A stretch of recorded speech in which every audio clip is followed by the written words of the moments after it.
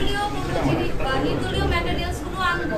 তারপরে যখন এটা করেছে আমরা তখন থেকে আশঙ্কা করছি এই নির্বাচন হবে ফাঁদানো নির্বাচন। তো আজকে যখন আমরা নির্বাচনের দিন আসলাম আমরা বেশ কিছু অসঙ্গতি লক্ষ্য করলাম। এক এক আমি পয়েন্টগুলো বলছি। প্রথমত, কোনো হলে এমন কালি দেওয়া হয়নি যেটা অ্যাকচুয়ালি ইলেকশনে দেওয়া হয়। প্রত্যেকটা হলের যে কালিগুলো দেওয়া হয়েছে ভোটের পর সেগুলো মুছে গিয়েছে। আপনারা দেখবেন আমাদের কারো আঙুলের কালি নেই, আমরা কিন্তু ভোট দিয়েছি। তারপরে তাজউদ্দিন হলে আমাদের ভিপি প্রার্থীকে ঢুকতে দেওয়া হয়নি এবং তার সাথে প্রচুর মিসবিহেভিয়ার করা হয়েছে। তাজউদ্দিন হলের আরো একটা অসঙ্গতি হচ্ছে সেখানে ভোটার লিস্টে কারো ছবি নেই। ছবি না থাকার কারণে সেখানে নির্বাচন 2 ঘন্টা বন্ধ ছিল।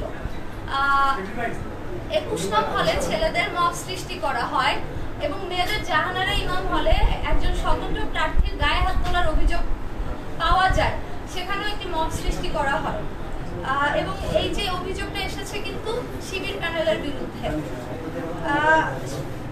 তারপর শিবিরের যে ক্যান্ডিডেট আছে মেঘলা, তিনি সাংবাদিক পরিচয় দিয়ে সাংবাদিকদের কার্ড নিয়ে সবগুলো হলে একদম রেস্ট্রিক্টেড জোনেও প্রবেশ করছে, যেখানে অন্য কাউকে স্পেশালি আমাদের যে প্যানেল আছে তাদের কাউকে কিন্তু প্রবেশ করতে দেওয়া হচ্ছে না। শিবির নেত্রী মেঘলাকে বাধা দেওয়া হয়নি।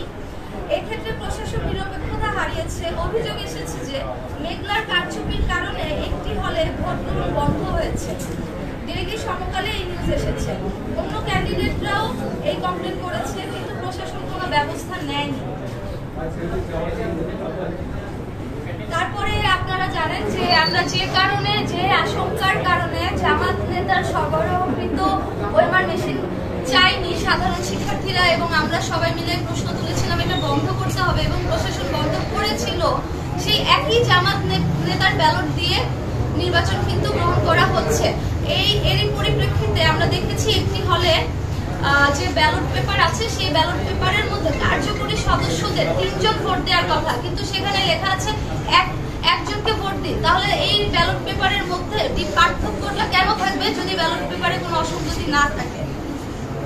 সব হলে আমাদের যে পোলিং এজেন্ট আছে তাদেরকে থাকতে দেওয়া হয়নি, কিন্তু আমরা দেখেছি সকাল 8টা থেকে শিবিরের যে পোলিং এজেন্ট আছে তাদেরকে কিন্তু নির্বিঘ্নে প্রবেশ করতে দেওয়া হয়েছে। শিবিরের ভিপি প্রার্থী প্রশ্ন তুলেছে ইউনিভার্সিটি কেন 10% এক্সট্রা ব্যালট পেপার ছেপেছে। আমাদের প্রশ্ন, জামাত নেতার কোম্পানি থেকে ছাপানো ব্যালট 10-20% এক্সট্রা শিবিরকে দেওয়া হয়েছে কিনা।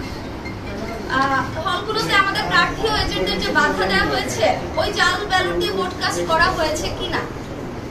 আমরা লক্ষ্য করেছি মেয়েদের হলগুলোতে আইডি কার্ড চেঞ্জ করে করে একই মেয়ে বারবার ভোট দিতে গিয়েছে, কিন্তু প্রশাসন সেক্ষেত্রে নীরব থেকেছে।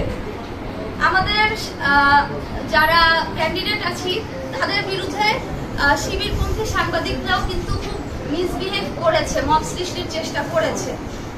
সুতরাং এসব ঘটনা প্রমাণ করে আমাদের যে জাকসু নির্বাচন সেটা টোটালি ইলেকশন ইঞ্জিনিয়ারিং করা হয়েছে, কোনোভাবে সুষ্ঠু নির্বাচন হচ্ছে না।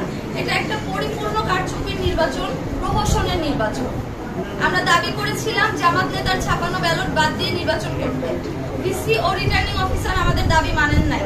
তারা যে কারণে জামাত নেতার সাপ্লাই করা ওয়েমার মেশিনে ভোট গণনা বন্ধ করেছে সেই একই কারণে জামাতের সাপ্লাই করা ব্যালটে ফেয়ার ইলেকশন হচ্ছে না।